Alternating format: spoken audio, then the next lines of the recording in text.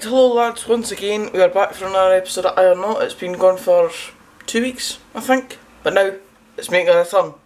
Right, we're back again with Jenny Gilmore. Pick 10 numbers and that'll decide my fate. 1, 5, 10, 22, 27, 36, 42, 55, 60 and 62.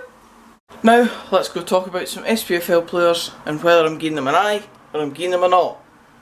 And we are back once again. Obviously, as you can see, it's another episode of I or Not. As I've already mentioned, it's been away for a couple of weeks. Again, as I've already mentioned, but it is back. So, you're likely to get 2 episodes of this within a week, so look forward to it.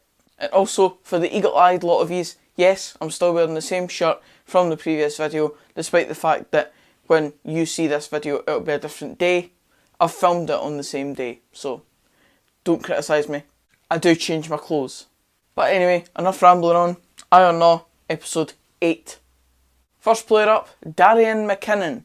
Now this is a bit of a difficult one because he has been a long stalwart for a team like Hamilton and been a mainstay in them going up to the Premiership and then staying there for multiple seasons in a row. Obviously last season didn't get much game time and then eventually went out on loan to Partick Thistle, and I really don't think he was able to show anything like what he would usually have been capable of with Hamilton. Obviously he's never been a star player, he's never been one that's really lit up games or one that people have looked at and went, he's a player, but he's certainly been a vital cog for a team like Hamilton and they've needed a player like that.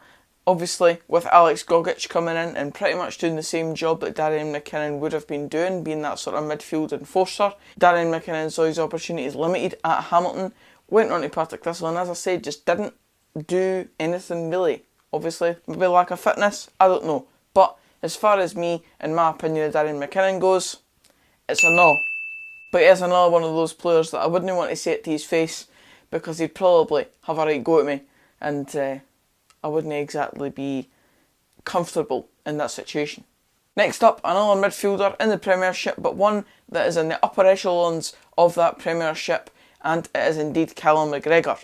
He's won a hell of a lot with Celtic, of course, and you would think he's still a young guy, but I think he's like 27 now, so he's getting into his peak years. But for a man that's not actually entered those peak years, he's won a hell of a lot, hasn't he? And obviously being with Celtic is going to play a massive part in that, but you have to go out there and perform on the pitch, and even though he's playing with a team like Celtic and destined to win trophies, Callum McGregor has been a fantastic player for Celtic, and one of those players in the midfield that has just been an ever-present within that team and always performed to the highest of standards, scoring goals in cup finals, so much important goals for Celtic, and including just quality goals in general football as well. He's been a class addition for Celtic over the years, whether that be in a Brendan Rodgers team, Neil Lennon, etc, etc.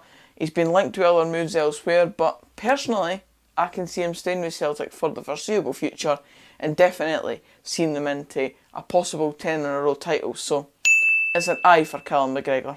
Next up is a player a couple of leagues below, and that is indeed Ryan Wallace.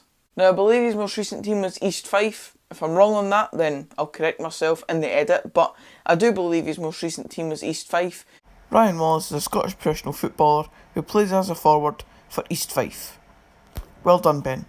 He has been around Scottish football, he's been quite a sort of journeyman in a way, but not in the sense of some other players that have been at 20 different clubs. He's just been at quite a fair few amount of clubs. He's been at Dunfermline, of course, and he was a good goal scorer back in those days as well, and he's been at East Fife now as well. So I really do kind of still rate Ryan Wallace. He was a good guy and stuck around with Dunfermline, my club, in a tough time in our recent history, so I have to rate him for that side of it, as well as actually being a decent player on the pitch aside from that. I think he's still got a lot of quality that can be put into a League One team and do well, so for me it's going to be an eye for Ryan Wallace, not only because he's a good guy, but I still think he's got a lot of talent and quality to show for a player that's been around the game for quite some time.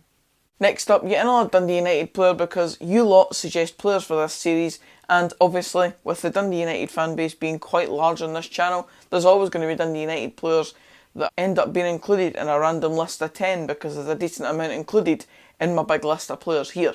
So, this one is Jamie Robson.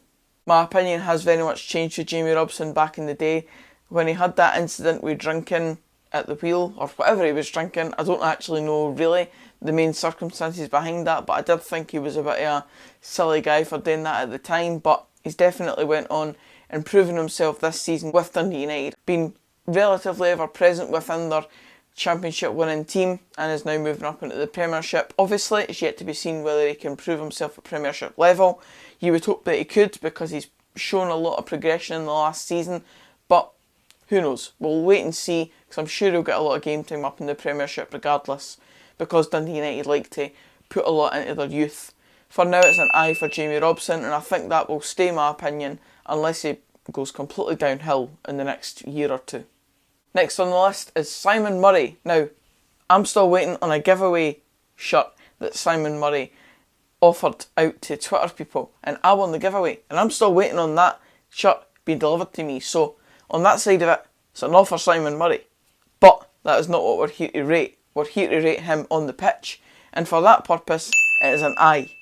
He's one of those players that I would actually like at my club as well. I say this for a lot of type of players that are of that similar sort of ilk. I would say Simon Murray is probably a bit in more of the upper echelon category of those type of players that I have said in recent history about players I take at my club. For example, in the video last week I said I would take Gary Oliver at my club, so I'd rate Simon Murray above Gary Oliver, for example, and he would just be one that I think could come in and provide a lot of quality to a team. He's spent a recent spell out in South Africa with Bitvest Wits, I believe that's their name, and that is actually the shirt that I want a giveaway for, so hopefully I can have my own Bitvest Wits shirt eventually. However, Simon Murray as a player gets an eye for me. He proved his worth in Scottish football, went to South Africa and now is coming back to Scotland, and I believe has shown interest in coming to play in Scottish football once again, so hopefully that can be the case next season, hopefully, and fingers crossed, in my case anyway,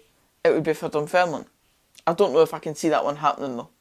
Hearts player Sean Clare is next up, and it's going to be one that I'm going to say aye for at the moment, because I think he's been a good versatile player for Hearts under Daniel Stendhal. I think he was kind of getting pushed aside under Craig Levein and then came back into the fore under Daniel Stendhal, and I think has played games at midfield, right back and sort of all different positions and put in a shift for the team and scored some goals for Hearts in the second half of the season as well. I think he scored a good goal against St Johnstone in the second half of the season, which was a good goal, and I think he's just proven his worth over time, and players that can be versatile and play anywhere they want for the team and not really show any sort of bad attitude towards that type of circumstance, then I really rate that type of thing. Like a Michael Smith, another Hearts player, I think that type of player, you just need players like that in your squad that are just willing to play wherever and do a job for the team. So for now, Sean Clare gets an aye.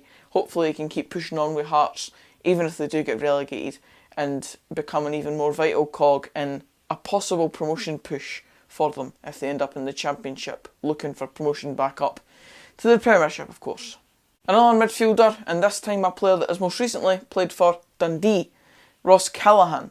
Now this guy, when he was at Raith Rovers, he was linked to Dunfermline very briefly and then got the move to Hearts, and ever since then obviously he played, I think in the first season obviously when he was initially signed by Hearts, he played in that season and then tailed off really, went to St Johnstone, and then they didn't really want him so they loaned him out to Dundee, and now I believe he's a free agent. So again, another one that perhaps I would take for a team like Dunfermline if we were looking at that sort of player, and I believe we will be because we're low on midfield numbers for next season. So in my opinion, it has to be an aye for Ross Callaghan, because I just think that he's a type of player that, again, I like. I saw him once this season, I believe, actually playing football, and it was in the Dundee v Motherwell game, and yes, Dundee were very poor that day, but when Ross Callaghan came on, Dundee improved in the second half. So on that basis, having seen Ross Callaghan play in that game specifically, it'll have to be an aye.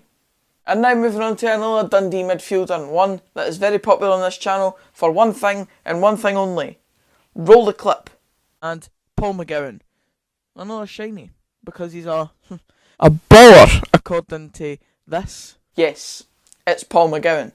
The baller himself is a player that I do actually rate, to be honest, and Dundee fans are consistently going on about this thing that I have a thing against their club and players that play for them. And yes, I make a lot of jokes about Paul Mcgowan specifically because of that baller tag that he was given by the tops trumps type cards that were brought out before.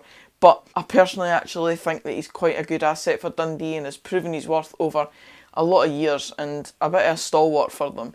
And in this modern day, you really have to appreciate players that stick around at a club and show loyalty. So for that reason, and that reason alone, Paul Mcgowan is definitely going to be an aye. And then put on top of that he has actually scored a lot of very important goals for Dundee. And clubs like Dundee, who aren't in the upper echelon of Scottish football, you need players like that who are going to show that commitment and loyalty.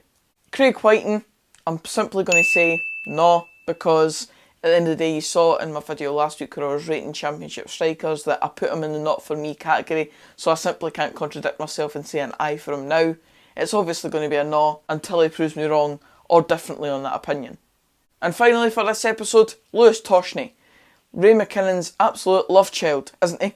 I simply don't rate Lewis Toshney. I don't get it. He's had a lot of transfer fees, he's raked up a lot of money in monetary value going from club to club, and most of them have involved Ray McKinnon. I wouldn't be surprised if he is a signing that eventually ends up at Queen's Park under Ray McKinnon's management, because they seem to be going for it in terms of signing players, so I wouldn't be surprised if Ray McKinnon brings his little son over once again. So it's pretty straightforward, Lewis Toshney. It is a no, if not for the fact that I don't rate him as a player, because of that link and association with the fraud, Ray McKinnon. But that's it for this video, guys. Cheers for watching. If you did enjoy it, please give it a like, comment down below, aye or no for the players that I've mentioned, subscribe for more of this type of content, and until the next video, I'll see you then. Cheers, guys.